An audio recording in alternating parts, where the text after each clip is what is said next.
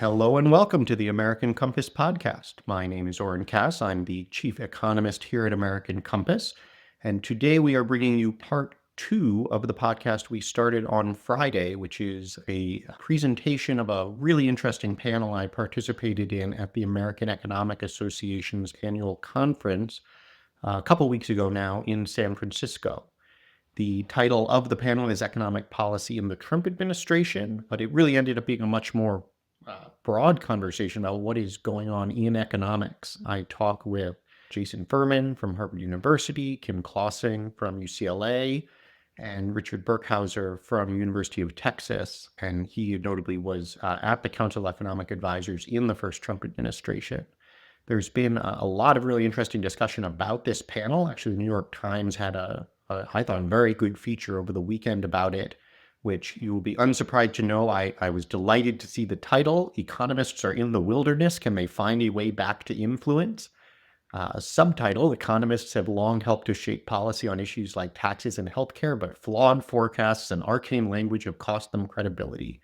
As you know, that is very much my opinion as well, and exactly what we talked about on the panel. So check out that New York Times article. Enjoy part one of the podcast. If you didn't listen, go back and listen to the first part of the panel discussion. This is part two, where we really dive in on immigration and fiscal policy in particular. And then, of course, I must let you know one more time, Commonplace launching now this week. So if you have not gone to commonplace.org to subscribe for updates and announcements, if you are not following us at Common PLC, go and do that, because the stuff we have coming is, I think, really exciting and be an important step forward for a lot of the conservative debates that are happening and that need to happen. And without further ado, here is part two of the panel. Great. Yeah, I want to get to immigration, tax, budget, and then the audience. Rich, you can be the last on industrial policy or the first on immigration. Up to you.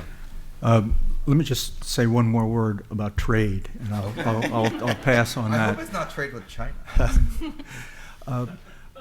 I think that one of the things that the council did was to try. One of our tasks is to write the economic report of the president, and if you want to get a sense of the issues from an economic perspective on trade, Chapter 5 of the 2018, that's the first one that the Trump administration did, made the arguments which for tariffs on China for precisely the sort of war strategies. Better to war with trade than have a real war.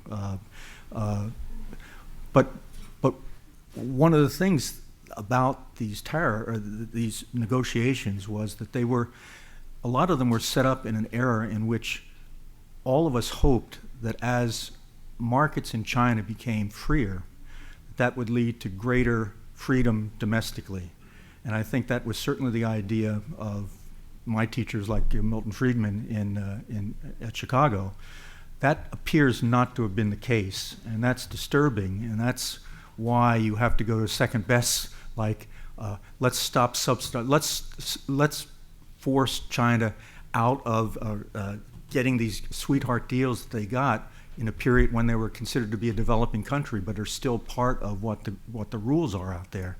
And I think that's where negotiation comes into play, and it's what I think Trump was trying to do.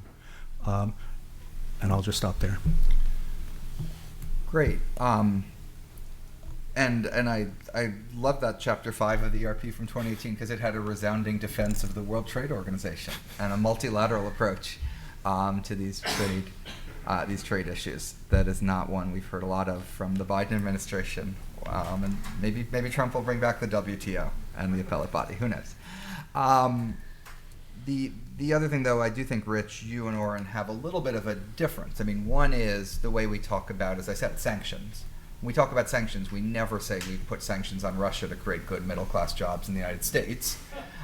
We say we do it for national security reason, and then we do the exact analysis you said. How do you do maximum harm on Russia with as little harm on yourself?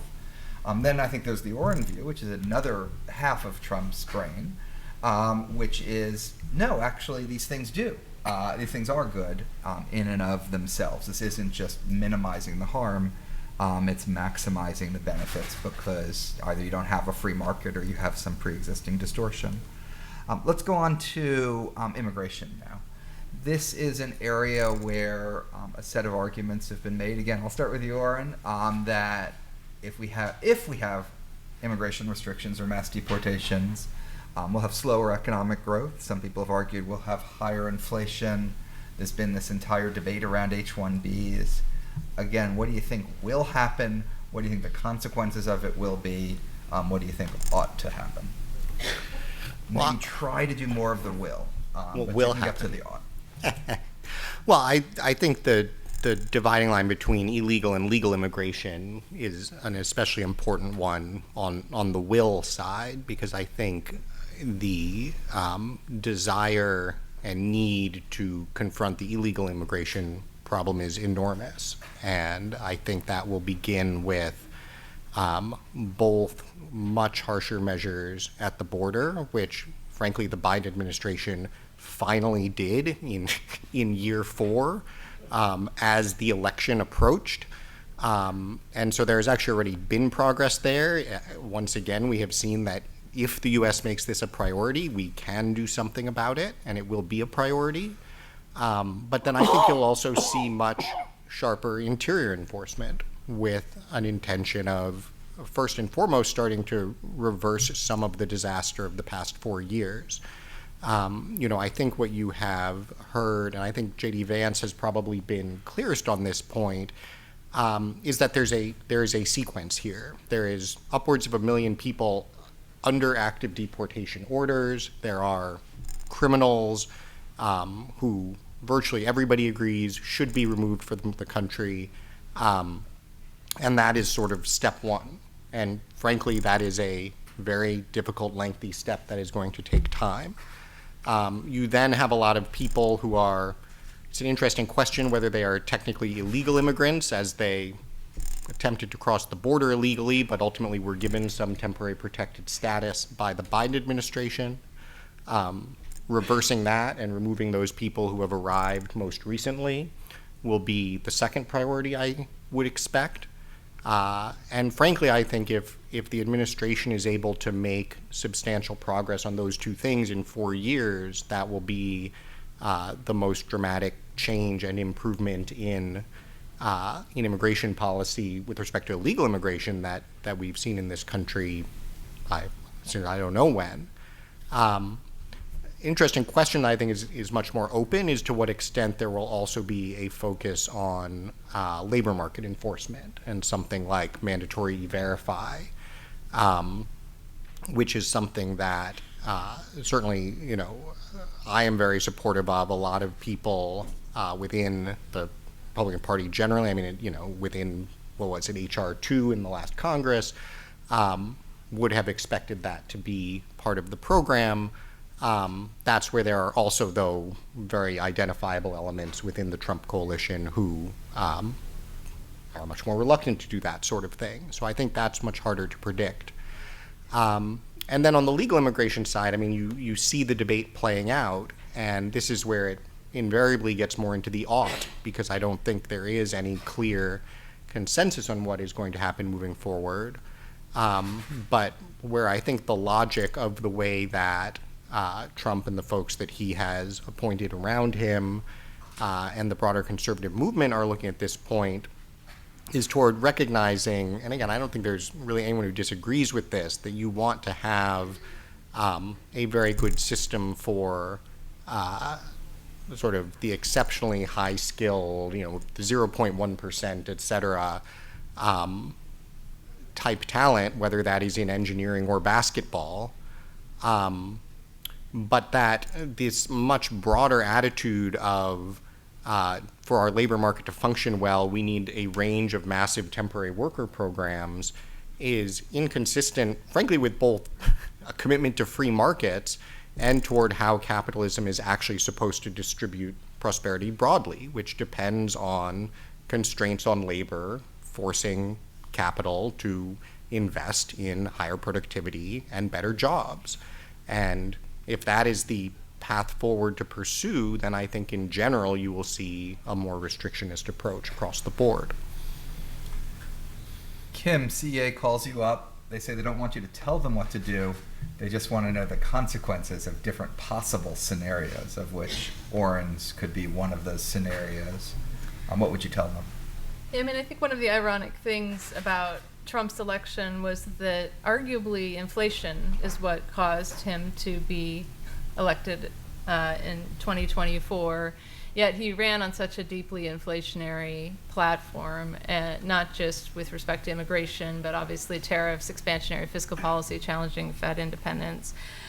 With respect to immigration, the mechanism is pretty clear. If you reduce labor supply, right, that constricts supply in general in the economy, and that will tend to drive up prices and lead to some of the same types of disruption that we saw in COVID. So I think what really matters here is the scale. I think the smaller scale end of things that Oren describes wouldn't necessarily be that disruptive, being somewhat harsher at the border, fulfilling existing deportation rules and the like. But they've also talked in terms of deporting, 1 or 8 million, depending on the day, people. I think if you kind of add on top of things that are already current policy, those additional reductions in labor supply, you could see very harsh consequences for the economy. Under the 8 million scenario, I think it would be quite dramatic reduction in U.S. employment and GDP. One thing that people, I think, underestimate when they think about immigration is that immigrants aren't just suppliers of labor. They also, in many instances, found businesses and demand labor and create economic activity.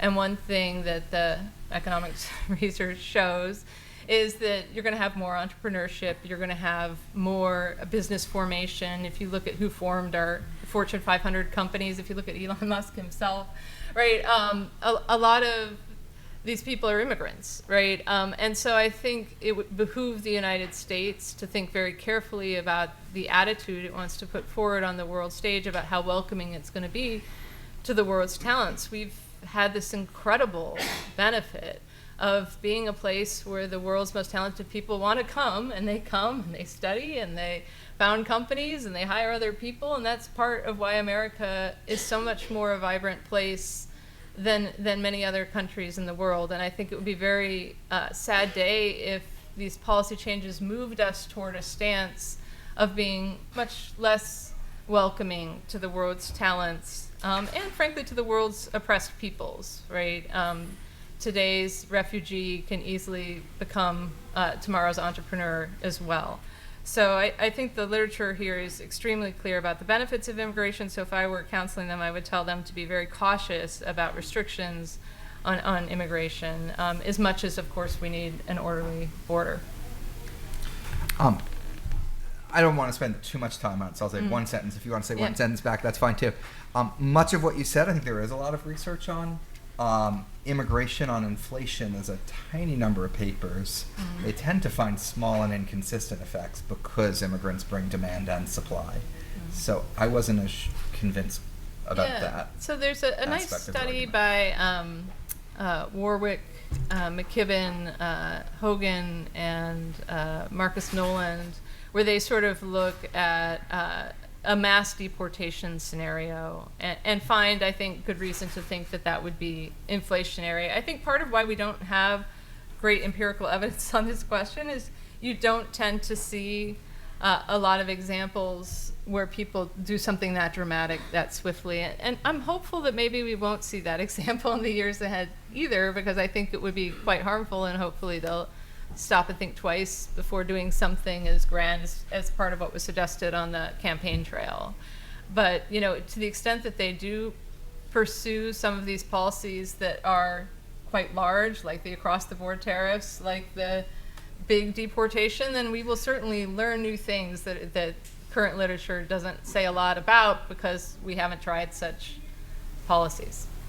Try not to get too excited But about it. can I just, to pick up just one sentence on that, I think it's an important, well, it'd be more than one sentence for me, but on your one sentence, I think this is one of the really important tensions that has emerged in the last 4 years is that we had a long period during which economists insisted that high levels of immigration did not affect wages, because they're also entrepreneurial. They create their demand. They create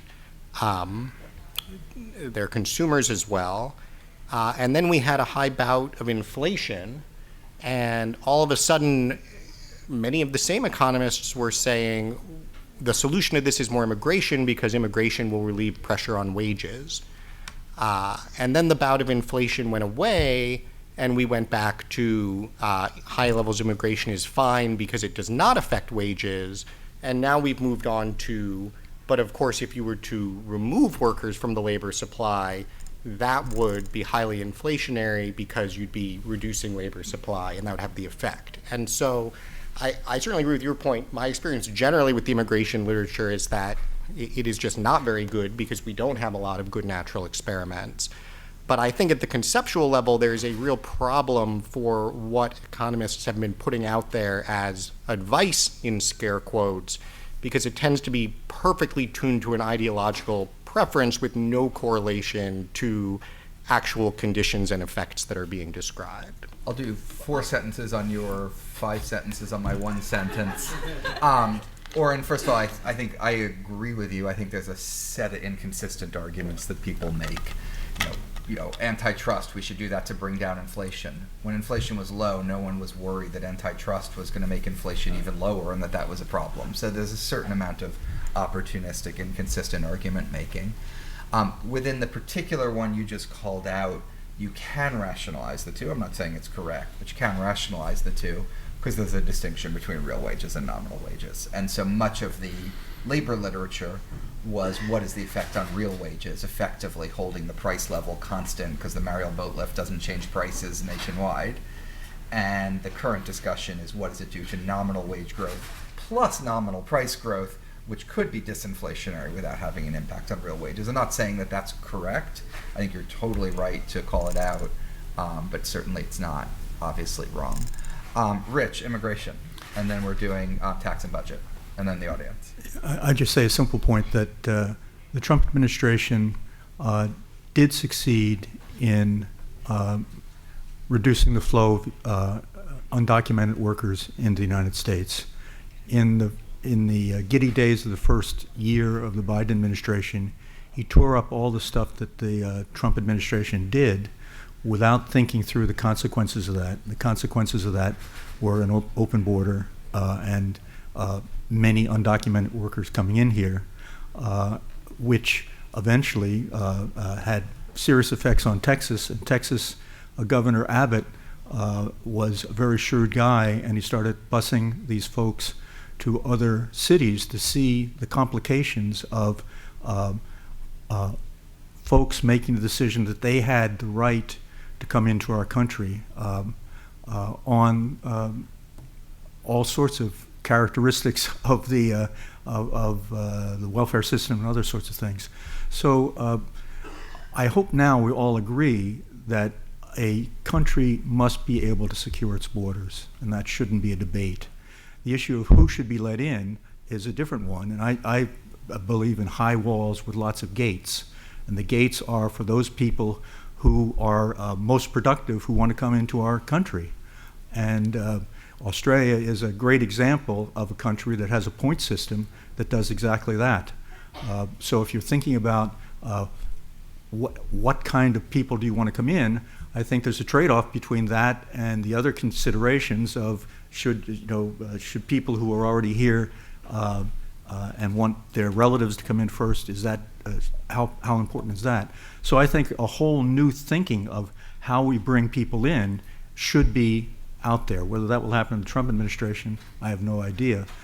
But certainly the Biden administration did not help matters in its policies.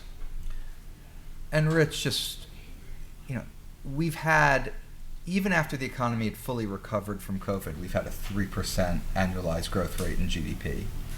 We wouldn't have had that without immigrant inflows. So is your view that you sacrifice that growth, which might be fine, you make up for it some other way, or the gates can get you there and continue to have 2 million people a year coming in through the gates rather than outside? I guess what I would say is COVID, of course, was a man-made recession. No, I'm talking It dropped since COVID. Since COVID. Yeah, if you look, once the economy hit its pre-COVID forecast, In it what did year about was that? 2 years ago. Since then, it's grown at a 3% Yeah. annual rate. Yeah. It grew faster than 3% before that. Yeah. That has been not because productivity growth was unusually high, but because labor supply growth was unusually high. Most of that was immigration. Much of that was undocumented or illegal, depending on what word you want to use. Immigration. Are you giving up that growth? Can you make up for it through the legal side? No, but I'm suggesting that we could have done even better if we were the ones who chose who would come in.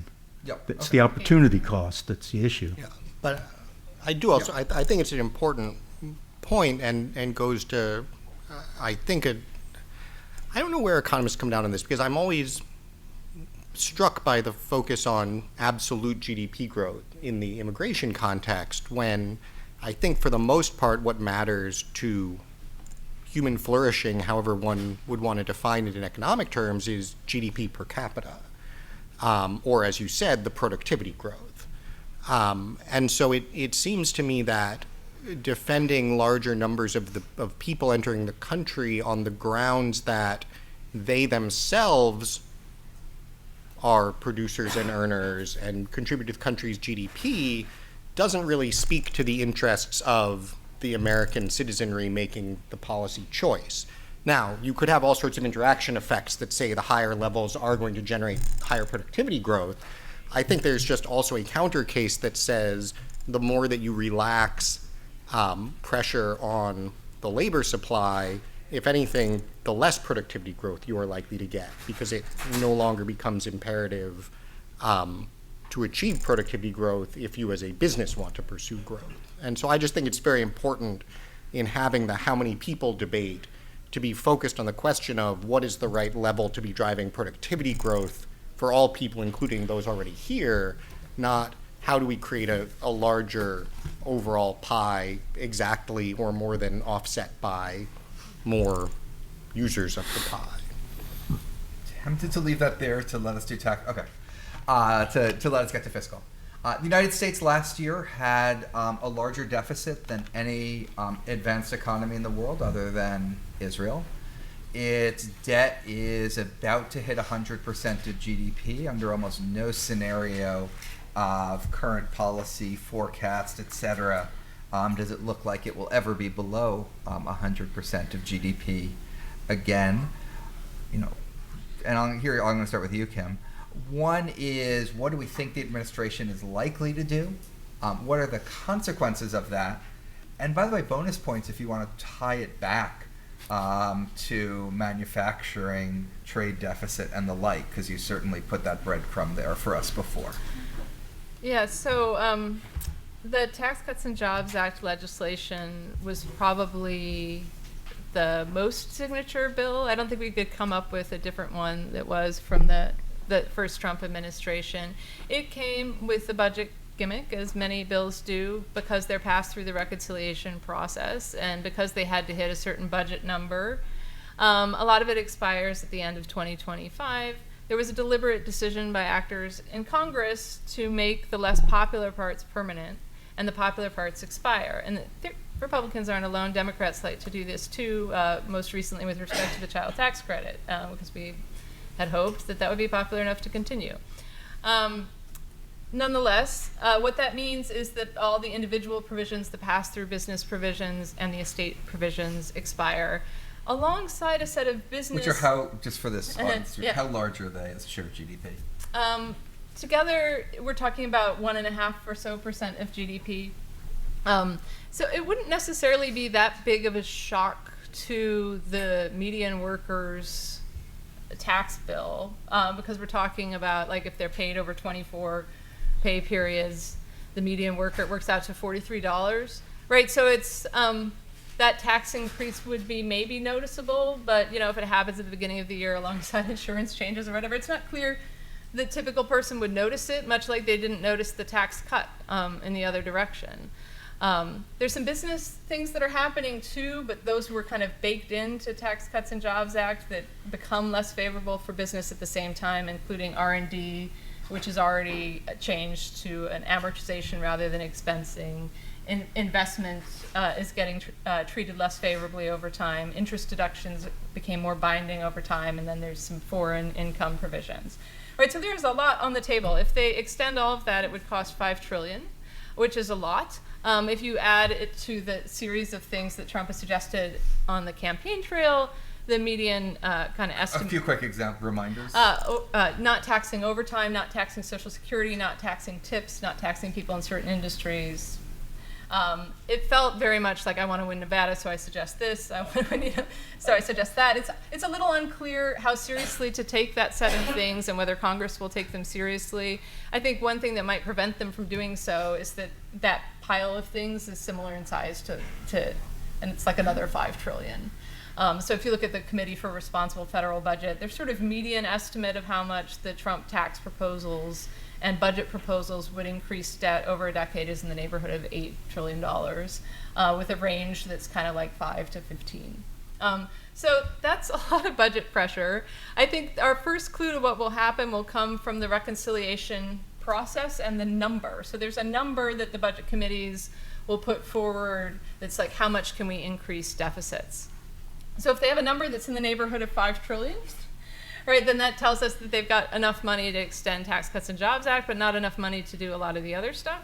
If the number looks like $2 trillion, then which I think is probably more likely, because I think there is some concern about, again, but don't trust me, I'm not a good prognosticator of Congress, but I think there is some concern about the budget deficits level and the debts level, and I don't think that concern can be swept under the rug by taking a different baseline, because let's say you take the baseline, which is we think current law will last forever, that makes the new budgetary cost smaller, but it increases our deficits and debt immediately forecast by the amount that we've adjusted that. So that's kind of a technical point, but the point is that there's enough people that care about deficits and debt that they may not put forward such a bold number.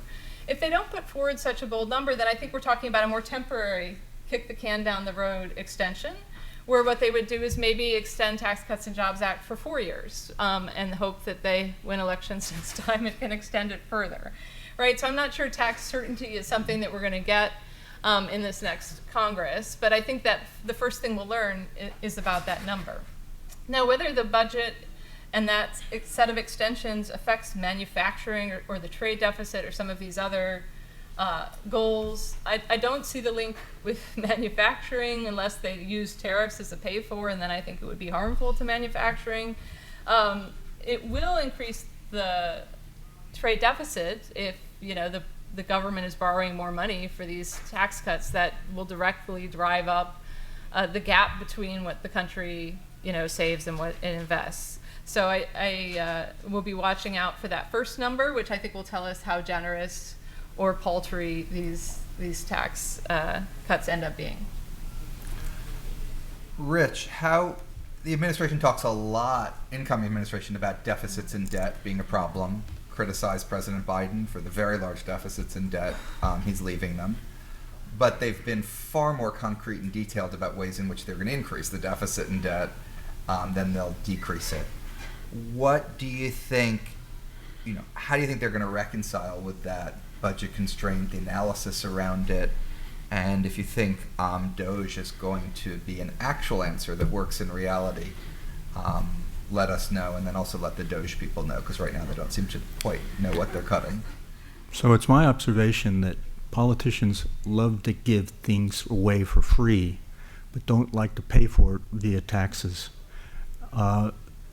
So I'm not surprised that both parties are offering all sorts of things, particularly just before an election. I would guess that if the CEA is asked to evaluate some of these examples that you just gave, they would suggest that these are fairly expensive and not very growth orientated. On the other hand, the signature bill of the first year of the Trump administration was this tax cut deal. And it's important to understand that the usual way that growth estimates are made by the OMB and the Troika our Keynesian models. We had Steve Braun had a 110 equation Keynesian model, and Casey Mulligan and myself and Tom Phillipson said, we don't understand these 110 equations. We're not going to use your model unless you tell us exactly what's the fundamentals behind these equations. And his view was, tell me what numbers you want and I'll get them for you. And we didn't accept that. And we went to a simpler model that in part is based on stocks short-term forecasting. And our prediction was that in the short run, we would be able to obtain 3% growth from this tax cut changes. And in fact, in the first year after that occurred, we got 3.1% or 2.9%, depending on the way you calculated this. And this is one of the more interesting experiences that I had in front of President Trump. I didn't meet him a whole lot of times, but in the 2019 second year economic report of the president, we showed that indeed you would get a 3.1% increase in growth if you used the projected outcomes, the first outcome of the last 2 quarters of 2018. You would get 3.1. But if you use, which is what we were doing in our forecast, we were accepting that in the past. We didn't game the system. But if you did it by what was the second evaluation, you had to go back to June. So you did June to June, and you got 2.9%. And President Trump said, you mean the New York Times is wrong and the Wall Street Journal, not the Wall Street Journal, excuse me, the Washington Post are wrong in using the 2.9? And we sort of said, well, no, they're not necessarily wrong. It's these 2 ways of doing it. And he said, why are there 2 ways of doing it? Why aren't they using the 3.1? And we said, well, the Commerce Department provides these 2 alternative methods, and you have to decide which way you're going to go. If you use it the way that we said, we get 3.1. He immediately called the head of the Commerce Department and wanted to know why the heck they were doing these 2 things when clearly this other one was a better number. So what I would say is my response to the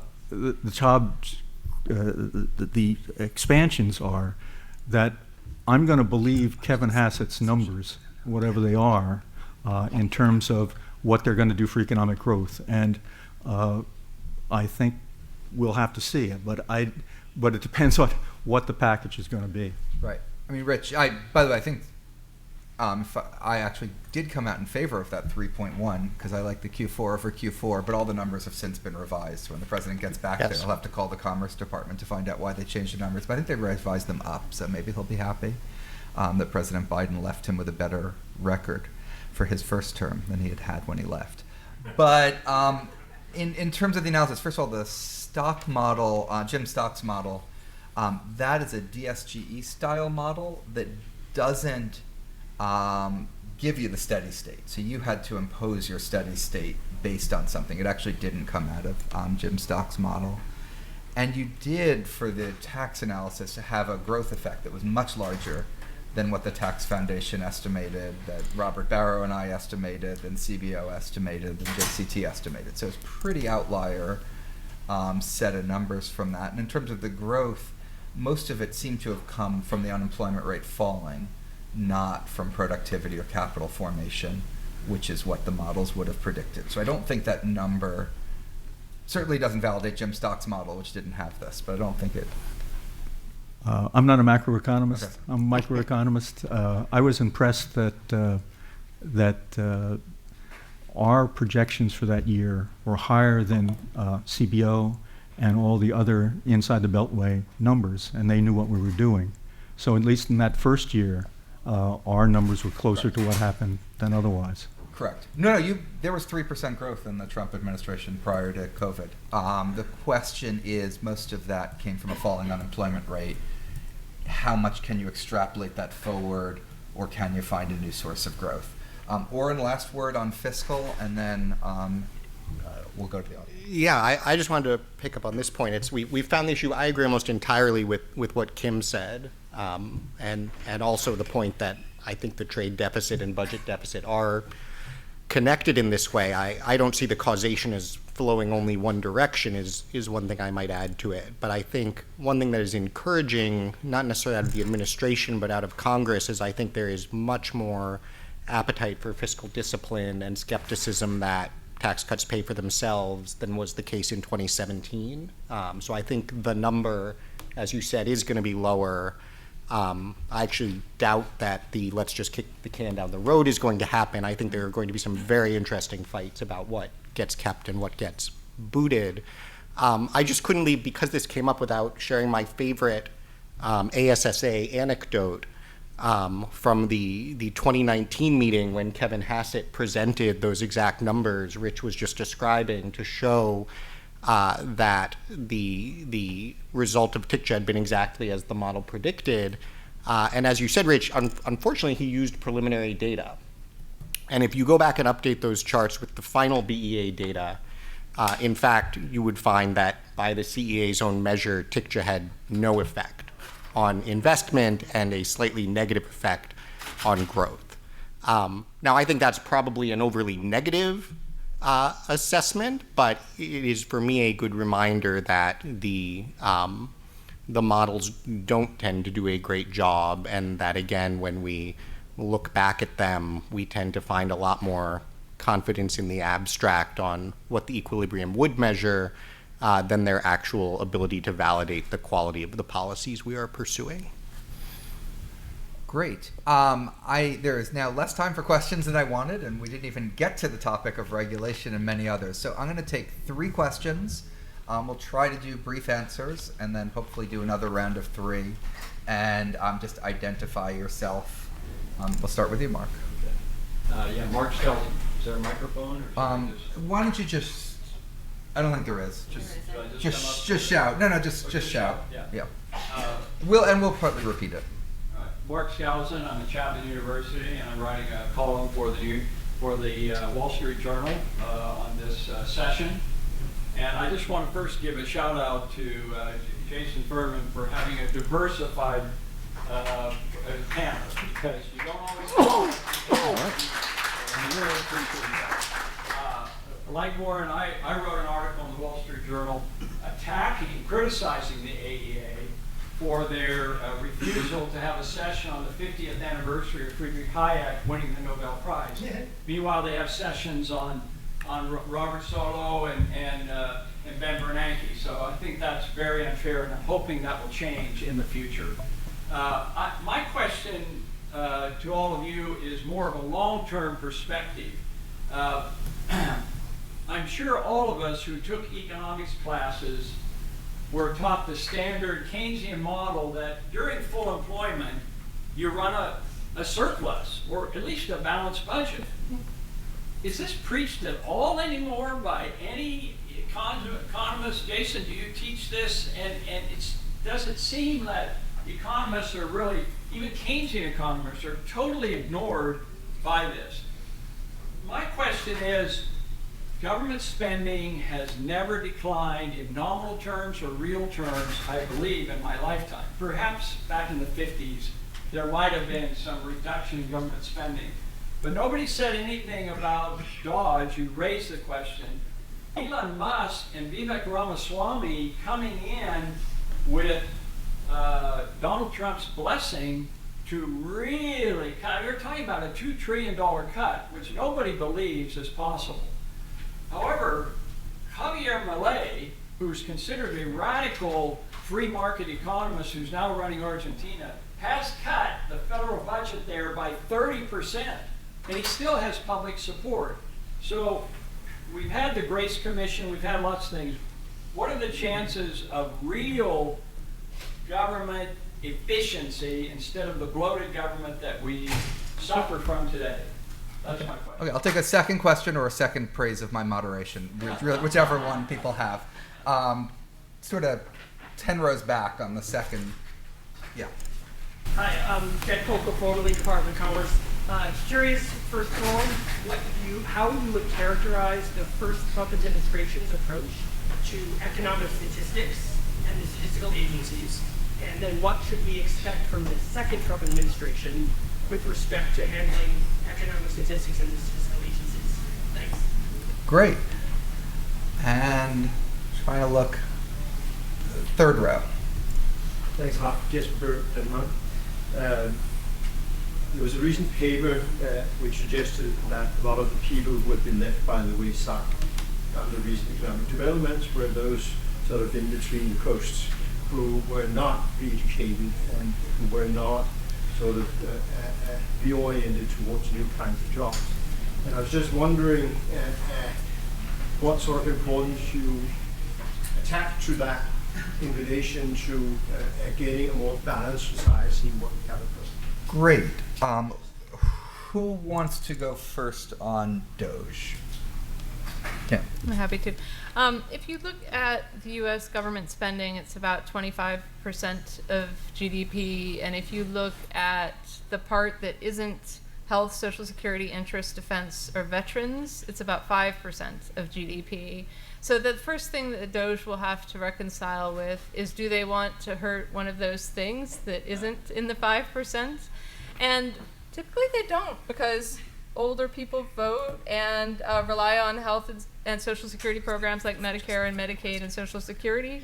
Interest is the full faith and credit of the U.S. dollar. Defense seems important, as do veterans, right? So I just don't know that there's a lot of money there. That doesn't mean that they can't do some useful things, and I think there have been eras in history. I think of Clinton's reinventing government is quite successful in reducing both the number of employees and some of the more harmful bureaucracy that can happen around government. But so hats off to trying, but I don't think they should expect too much in dollar terms. And just on the geographic inequality while we're here, I think in a way that's quite important, but some of the same principles hold, right? It's not clear that trade restrictions will help the left behind communities. I think if you look at Pittsburgh, there's a nice example of a place that used to rely a lot on steel and that now has more high tech and more health services type things. And it did that in part by investing in community colleges and networks between infrastructure and the private and public partnerships there. So I think Pittsburgh is an excellent model, but I think using the sort of public investment, education, and tax system is probably more effective than some of the trade barrier approaches. And by the way, just to put a number on one thing you just said, Kim, if you got rid of the entire personnel cost of the federal government, all wages, all salaries, all benefits, that would basically barely be enough to pay for extending the TCJA. And so you're going to have to do something much more than those federal bureaucrats. And federal employment has been flattered down for a long time. It's not like Twitter employment, which really was up quite a lot in the few years before Elon Musk got to it. Oren, on Doge and Coast. Yeah, just to pick up, I think the Doge, it's really important to think of it as three different lanes. There is the actual government efficiency lane, which is actual processes going on that are wildly inefficient and ineffective and could be improved. And I think that's a place where there is certainly a lot of low-hanging fruit and a plausible case that a Doge-like structure could unearth some of that, and a Rust Vogt-led OMB with Trump behind it could actually drive reform. That'd be great. Lane 2 is the workforce stuff and the way that civil service works, hiring, firing. That is extremely difficult. There is some prospect of addressing it. I think it is a sort of turn the cruise ship kind of project. And then there's the spending, which there's a reason it is called the Doge and not whatever acronym would be about the dogs, I guess. I don't see any prospect of Doge doing anything substantial on spending because Trump is quite explicitly against entitlement reform. That is one of the key shifts he brought about in the Republican base. J.D. Vance is fully on board with it. Russ Vogt is fully on board with it. And I think it's really important to look at the way Russ in particular has talked about this stuff, which is everybody acknowledges in the long run, fiscal sustainability is going to require some changes to entitlement programs. But the days of going out to the American people and saying, hey, we have a budget problem, you know what we're going to cut is Social Security and Medicare, are over. That is wildly unpopular everywhere on the political spectrum. And frankly, I think they are quite wise to not take that seriously as the approach. And so what's needed is not another blue ribbon commission. It is actual incremental steps that say, you know, we're at 25% spending, 17% revenue right now. How do you get that to 18, 23 by actually going back to pre-COVID levels on stuff? How do you get that to 19, 21? And then you're actually back in a fiscally sustainable position. But those are the kinds of changes you're likely to at least see some people fighting for. The Javier Milei model, the Paul Ryan model is no longer a relevant force in American politics. Oren, what about Medicaid? The politics of that different? It's interesting at this point to try to clarify whether you're talking about Medicaid or Obamacare. I mean, at this point, you know, I believe the majority of ACA coverage now is Medicaid. That is a significant share of what Medicaid is.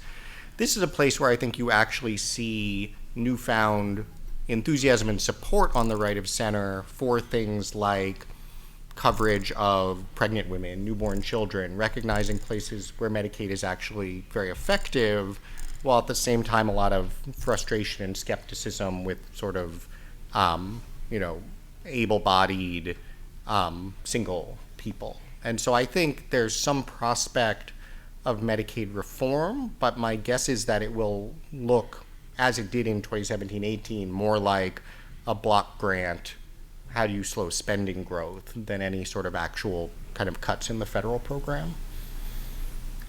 Rich, definitely get to economic statistics and to the degree you want to do Doge of the coast. Yeah, let me talk about the economic statistics. One of the things that was actually a bipartisan effort by the Trump administration and the Democrats was the Paul Ryan Statistical Act that was meant to encourage the agencies to make their data more available to researchers and to the public, and to improve access for researchers.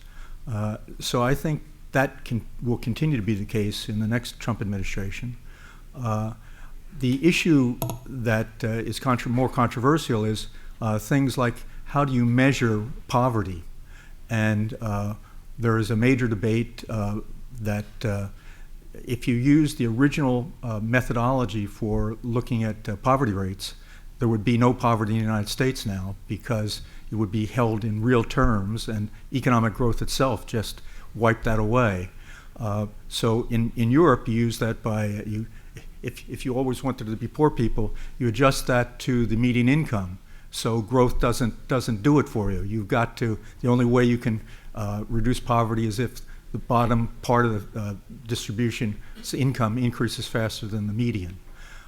We have something called the supplementary poverty measure, which in fact is a quasi relative measure, and it leads to a much different answer and almost takes growth out of the equation.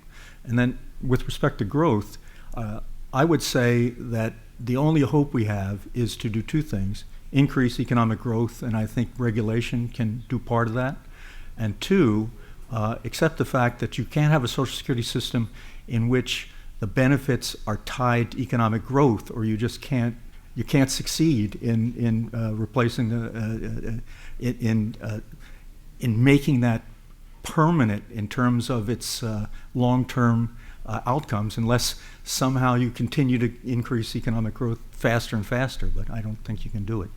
And just to be clear, that last point on Social Security of switching to price indexing, that's a normative point, not a prediction of what's going to be That's legislated. correct. That's correct. Okay. I think that won't happen for sure.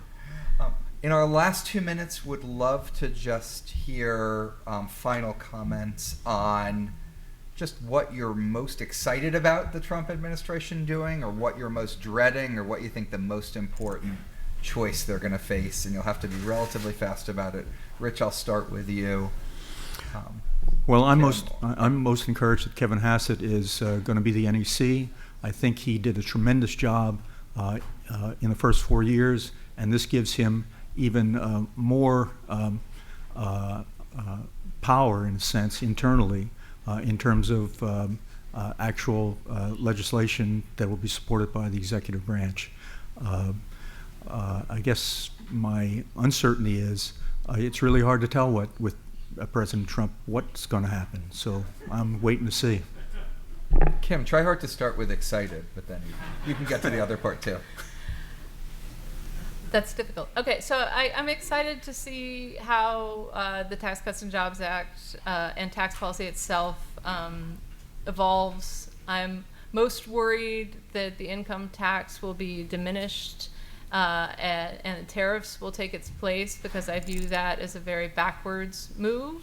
And I'm also worried that the climate mitigation side of the Inflation Reduction Act tax credits could go away, especially worried about production and investment tax credits and clean energy.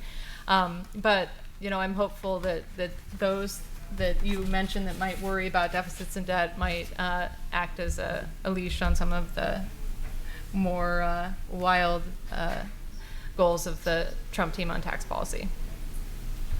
Oren. Well, so what I am most interested in is seeing how the fight plays out over how seriously workers and their interests are put front and center. And this is the reason the H-1B thing blew up the way it did over the last week, is it was a sort of very early skirmish between the two ideological points of view within the Trump coalition, with those on one side who still take a more MAGA tinted but fundamentally Reaganomics sort of corporate side model that says what you do is pursue policies that are good for entrepreneurs and growth and so forth, and that leads ultimately to all the good outcomes we care about. And those on the other side who say, we understand that story, we simply do not believe it and have not seen it happen, and we believe the correct formula is to tell an entrepreneur, these are the kinds of workers who are here in this country, we are very excited to see what kind of successful business you can build with them. And Trump himself obviously has both sets of impulses at different times, which is why this is now the fight you have. But I think ultimately a lot of what happens with the direction of the Republican Party, the conservative movement, the coalition and base of support is going to depend on who ends up prevailing in that battle. Great, and all I can say is I hope we come back and discuss these issues again next year with the three of you. Thanks so much, and thanks for joining us. This was great. Thank you.